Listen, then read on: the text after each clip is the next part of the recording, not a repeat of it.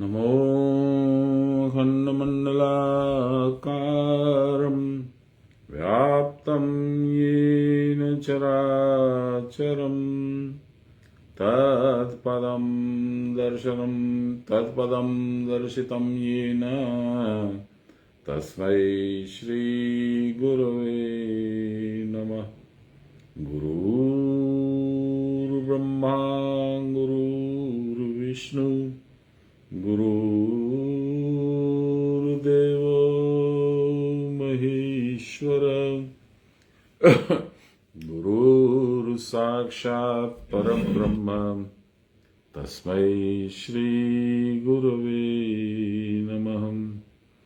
ध्यानमूलं गुरोर्मूर्ति पूजामूलं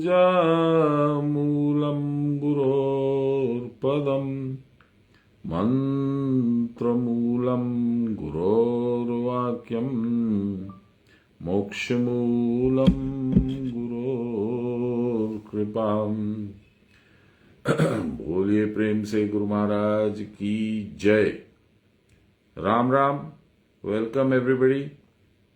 This is our second session of the English version of the Adhyatmic Gita, originally written by Sanyal Mahashay, the spiritual guru of Rabindranath Tagore.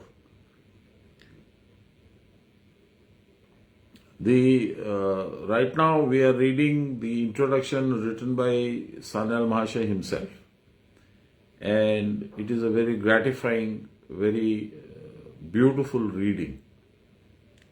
It explains so many things in such a simple manner, and at the same time it is so profound that it is amazing that such a gem of a book was available with us, but we never thought it fit to even turn its pages and see what it contained. Anyway, nevertheless, even as we do injustice to ourselves by ignoring God, His words, and the processes that will take us to Him, He is very persistent, He is very kind. He doesn't let go. Some way or the other, at the right time, the incentive to search for Him, to look for Him, somehow comes up. Today I will start with some of the shlokas, the verses that we use for invoking the blessings of the Guru.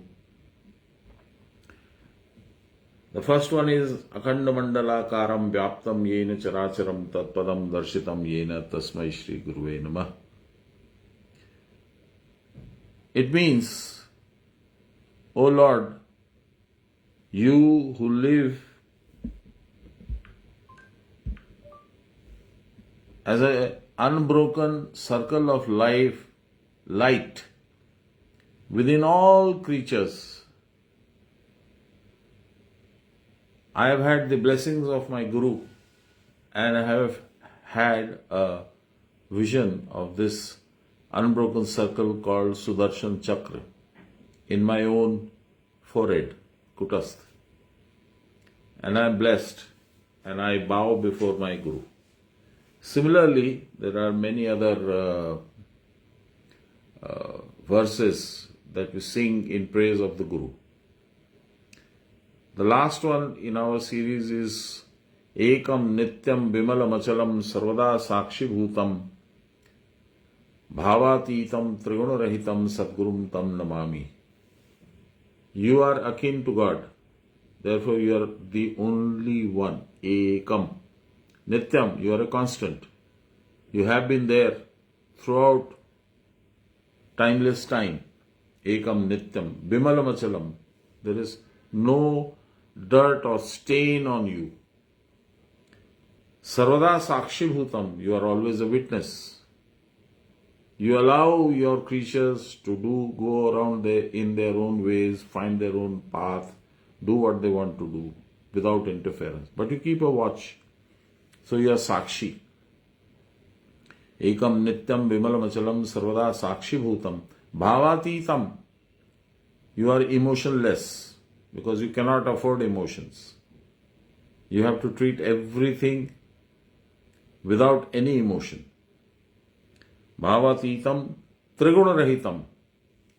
Since you are above nature, nature is your servant. Therefore, the nature implements the teen gun, satagun, rajagun, tamagun. You are above them. Whereas we lowly creatures are dependent on Prakriti, nature, and its three guns. So once again, Ekam nityam vimalamachalam sarvada sakshi bhutam bhavatitam triguna-rahitam sadgurum tam namami. Sarvada sakshi bhutam bhavatitam triguna-rahitam sadgurum tam namami. I bow before my Guru. There is a series of this. We read these shloks in the praise of the Lord, the true God, the true representative, should I say, deity on the face of the earth, which is complete in all respects to the one who is worshipped.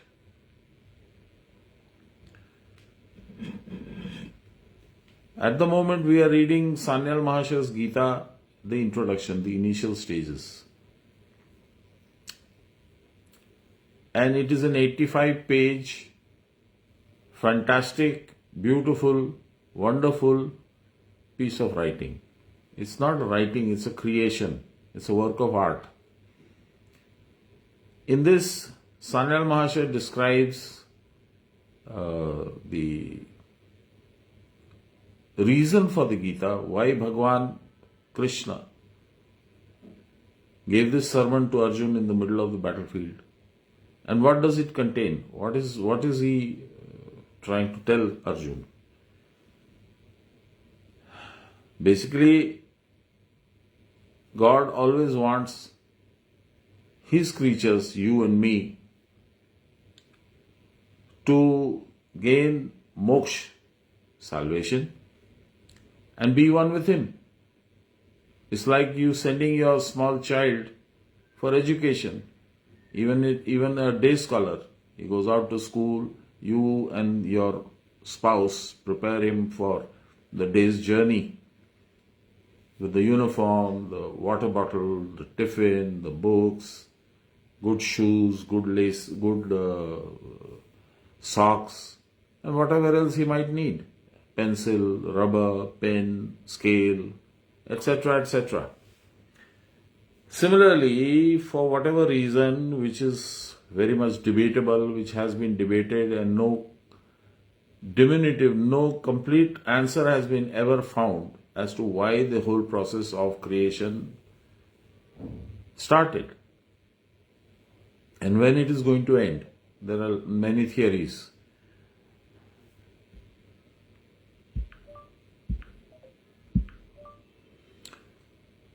Regardless, the process is ongoing.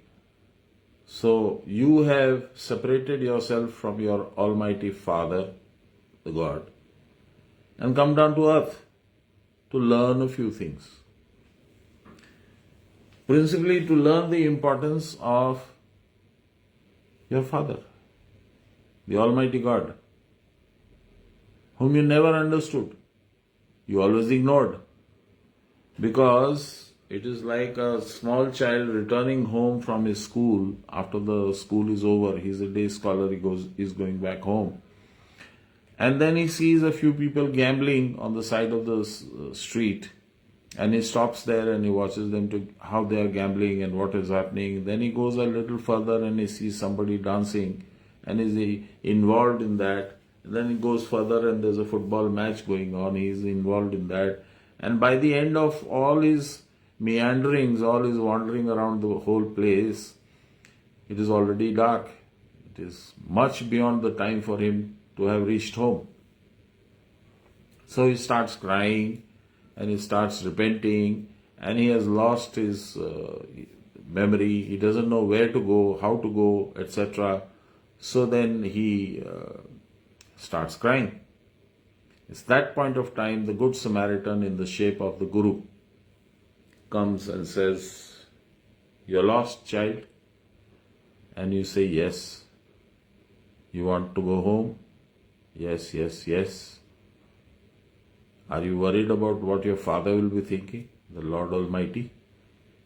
"No, he knows where I am. He's very cool and calculated, but I'm the one who's afraid of the darkness. I'm afraid of the difficulties in the path. Can you help me?" So the Guru says, "That's what I do. That is my job. Come, I'll show you the path." So he takes him by the finger and he guides him up the road. And he says, "Look, that is your home. You see that light, that very bright light? That is where your father lives. So now you will be able to go." And you are confident and you say, "Yes, I will be able to go. But the road is a little difficult, mind you. Don't slip and fall. Don't hurt yourself. Do be careful, but keep on fearlessly. Plod on, you will reach." So then he stops and he allows you to move further. And then again, at a point of time, you lose your way and you are not able to see that bright light which was your home. And then you start crying again. And the Guru hears you and he comes and he says, "Oh, what happened, my child?" And you say, "Baba, I am lost. I don't know." "Oh, no, you're not lost. You're very close. You've already covered a long distance. Come, I'll show you a shorter way." So he takes you to another spot and from there the light is again visible. And he points it out and he says, "Now you walk like this and you do this and you do that." He guides you and then you move on to your journey. This is what a Guru does. He is the bridge connecting you and the Almighty Lord. The Gita is another form of that bridge because it was a sermon. Gita was a sermon given by the Guru of all Gurus, Yogeshwar Krishna. And it guides you throughout your life. It tells you what to do, what not to do, everything. With a logical, cogent answer to each and every problem that you put up.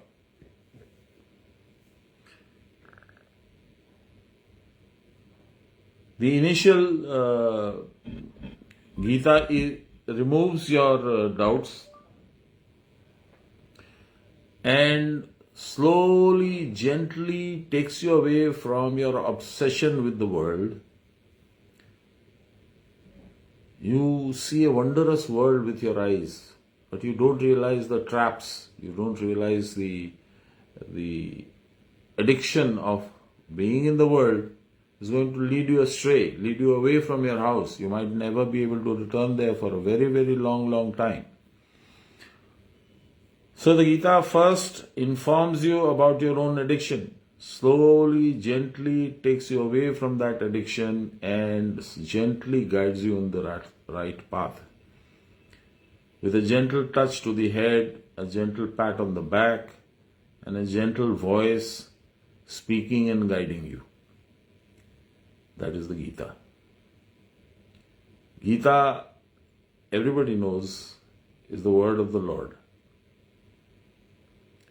It is one of the most exceptional, powerful books ever seen by man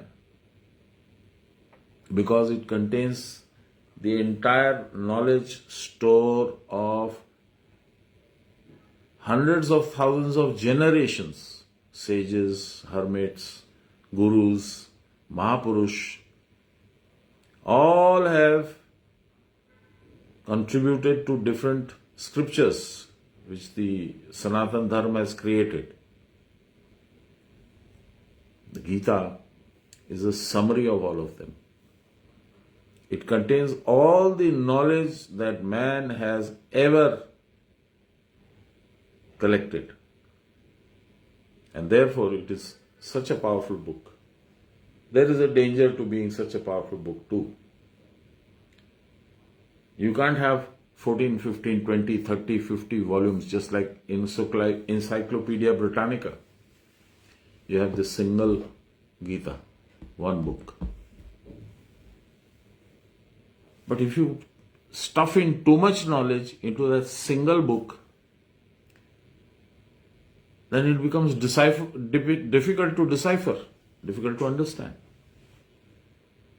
Only the very saintly, the gurus, the jnanis, the godly, they are able to understand each and every word. What little I know of Gita, every word written in the Gita, spoken by the Lord Himself, you can write probably a few chapters for each word. The Gita has some 700 shloks, verses. Each shlok has maybe about 12 to 15 words, max. But it has such a infinite storage of knowledge behind each word. It is mystifying, it is fascinating, it is intriguing, it is beautiful. By God's grace, I had received wonderful parents. I was enriched by them. I was told to read the Gita at a very young age. I don't remember. Sometimes I think it was 3, sometimes I think it was 5.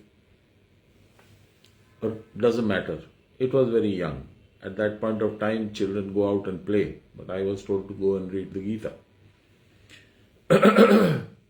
And I don't regret that. Because that gave me the initial taste without understanding anything. At 5, you don't understand much. You don't understand God. You learn from your parents and you learn from your associates. At that age, this is how you learn.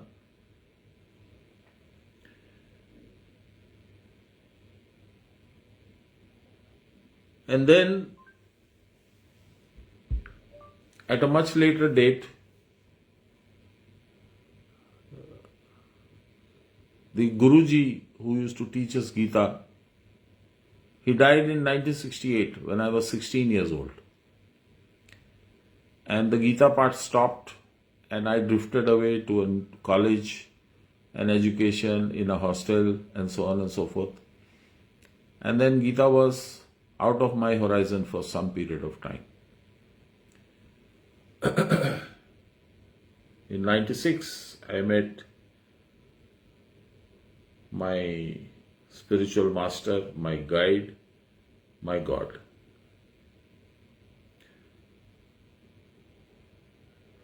He, of course, knew my past, knew my likings, dislikings, taste, everything, much better than I myself could have. Because he is antaryami. He goes and resides inside you. He can read whatever is there inside your heart, body, soul, mind. And he started me reading the Gita once again in 1996. This is in April 1996.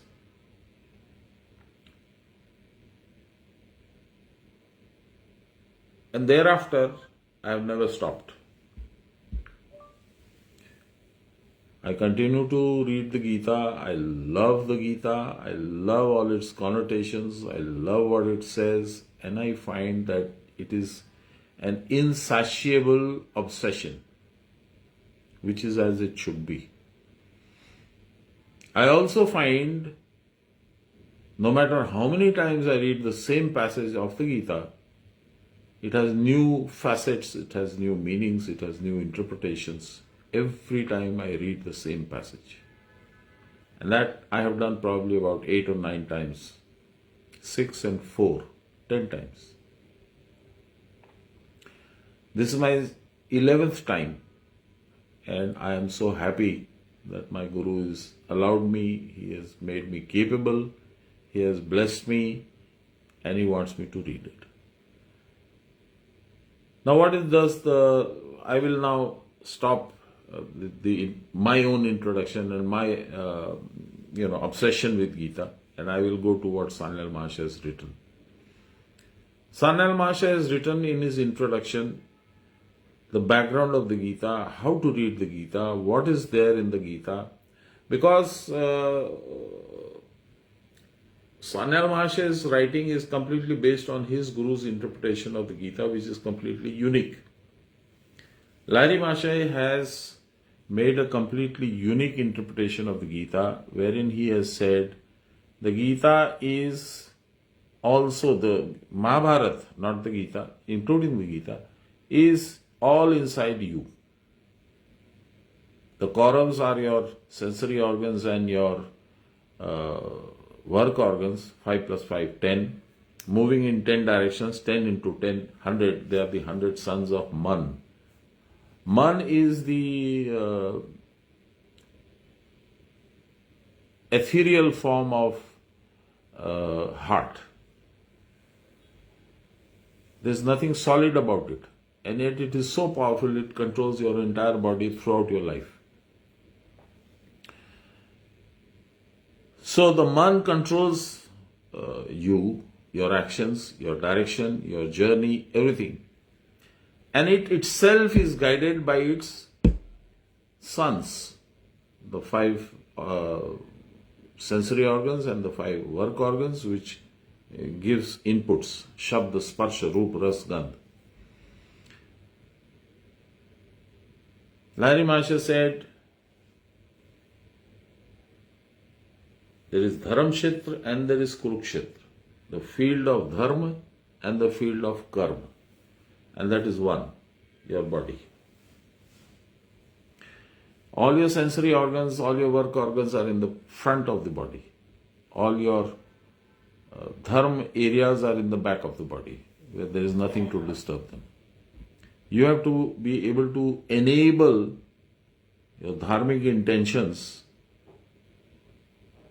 so that they will have to have a conflict with your sensory organs and your work organs, and therein starts the Mahabharata war, the great war of Mahabharata. And there are characters which you find in real life too. Fear, sanskar, habit, guru, cousins, grandfather, and so on and so forth. Bhishma, Drona, and so on. So the war is now beginning. You have to use your small army and invoke the blessings of your Guru, who is Krishna himself incarnate in this life, and he will guide you how to fight and how to win. Because in the very final verse of Gita, chapter 18, shlok, verse 78, says, Sanjay, the one blessed with divine vision, tells his king and master Dhritrashtr, Yatra Yogeshwara Krishna, Yatra Partho Dhanurdhara.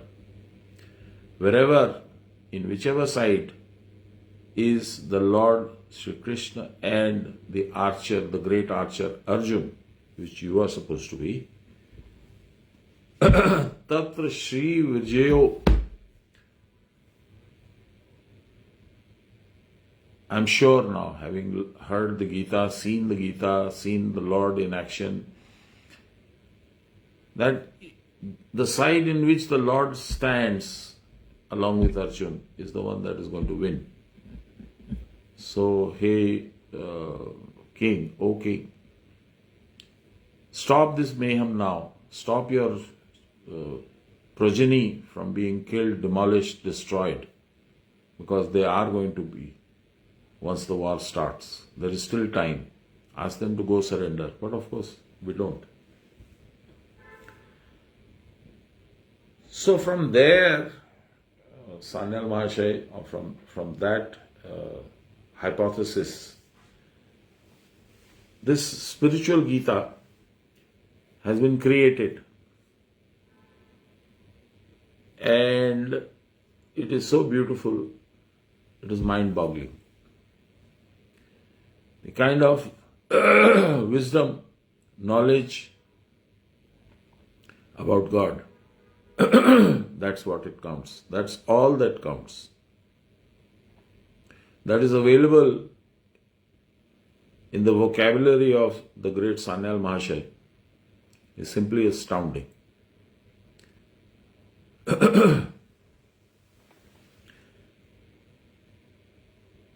In the introduction, he tells us why we need to read the Gita. Then he tells us what we are and how do we attain salvation.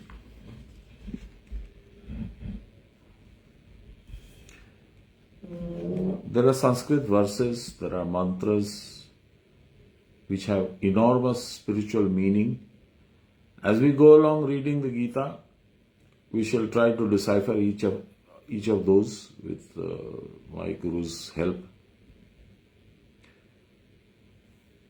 He says the only way you can achieve salvation, which I will call moksha from now on, I will say the only way you can achieve moksha, I will not use the word salvation, is to be one with God. That is salvation. And he says the Gita has 18 chapters. Each chapter is a route to reach the Almighty, the God.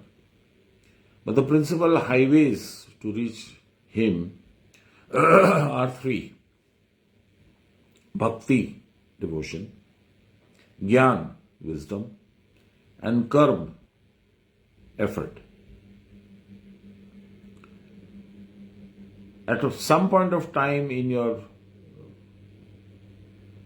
you are about to reach your destination, these three highways will merge into one. They'll all merge into one. All roads lead to Rome, as they say. So he describes these three highways, and then he says, the first one is Gyan Yoga, to know. There's a Hindi song long time ago which was playing on the radio in Baba's house. His two young daughters, one of them was playing, I don't even remember who. Song said, Tujhe dekha to ye jana sanam, pyar hota hai diwana sanam. Just as we reached, and this song we heard the first few lines, Baba arrived. He had just come down from his KRIYAYOGI session. And he told my wife, who was with me, just look, what a beautiful line this is. This is supposed to be a romantic line. But he's all the time thinking of God, he is himself God. So he said, how can I love? Tujhe dekha to ye jana sanam. Only when I saw you did I realize that pyar hota hai diwana sanam, that you are so lovable and I am completely demolished in your love. So that is Gyan Yoga. You have to know Him first. By knowing Him, you acquire love for Him, which is another form of devotion or bhakti or whatever you like to call it. And for those who are not blessed enough to go straight into Gyan Yoga or Bhakti Yoga, there is the Karma Yoga, where you work at it. It's a work in progress. You do your sadhana, you keep chanting His name. How do you chant? at one point of time, Sanyal Mahashay says, I don't remember where, but he says, Japet Shantam Punar Dhyayet. Dhyayet Shantam Punar Japet. Start meditating. When you get tired, start chanting. When you get tired of chanting, start meditating again. This is an ongoing process. So Bhakti Yoga is also something which Bhagwan Ram told the Shabri Maiya, the saintly woman who was waiting for him to arrive in Matang Rishi's ashram. And she asked him, I've been waiting my entire life for you. I was very young when my guru left. And when he left, he told me, stay here. Lord Ram will come and bless you. So I stayed. Every day I clean this ashram. I decorate it. I'm happy that you have come. Finally. Please bless me by telling me what are the different kinds of bhakti, what are the different kinds of devotion. So Ram tells her 9. Navada bhakti it is called. 9.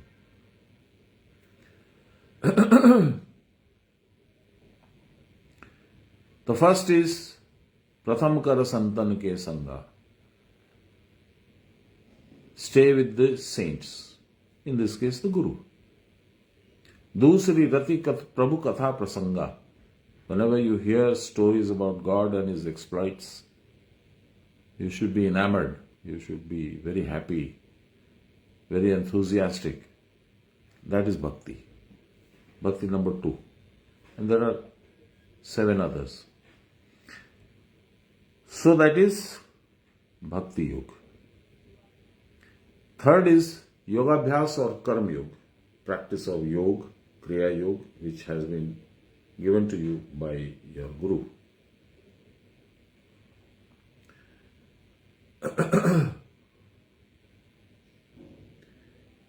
Bhagavan Ram says, this is the third and the fourth bhakti. Guru Pada Pankaj Seva Tisari Bhakti Aman. The third bhakti or devotion is the servitude to the lotus feet of the Guru. And the fourth one is Mantra Jap Kar Dridha Vishwasa Mantra Sohi Jo Ved Prakasha. As we go deeper, we will understand each of these sayings, which is important for me to repeat in the original language and try to explain in English. So he says, first thing, Guru Pada Pankaj Seva. Pada Pankaj. Pankaj is lotus. Pad is leg. The Guru's lotus-like legs, you service them. How do you service them? Guru is not a body. Though he does appear to us in a body, but that is not his original form. So then what is he? He is the letter Pranav. So where are the feet? I'm supposed to service the feet. How? Serve the feet, not service the feet. Serve the feet. How? Lord says, Ida and Pingla, Shwas and Prashwas, breathing in and out, inhaling, exhaling. These are the feet. When the soul moves from one body to the other, whichever the next body is supposed to you are supposed to have. You use the saas or breath, the soul does, to go from one to the other. So then how do you serve the breath? it is by pranayam, it is by karma yoga, it is by yoga abhyas. So that is what karma yoga is. Mantra jap kar drid vishwasa, ved sohi jo, mantra sohi jo ved prakasha. Then comes, it is, each is supporting the other. The three ways are supporting the other. When you do mantra jap with karma, then you will get jnana, which will lead you to bhakti, which will lead you to jnana, more and more. They feed on each other and they grow. It grows till a point where you do meet your maker.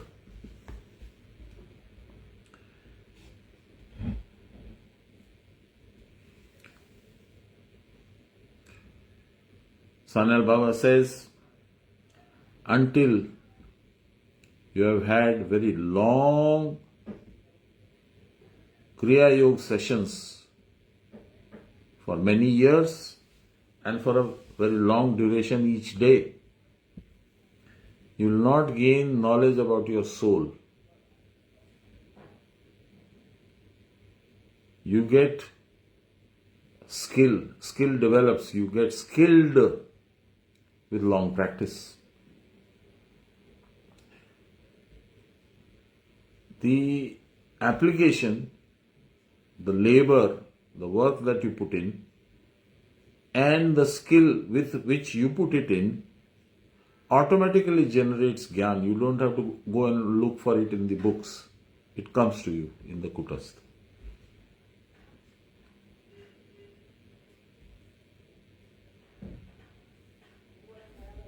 Pranayam is the principal process here. With pranayam, the curtains that cover your windows from where the light of jnana will enter you are removed, are opened.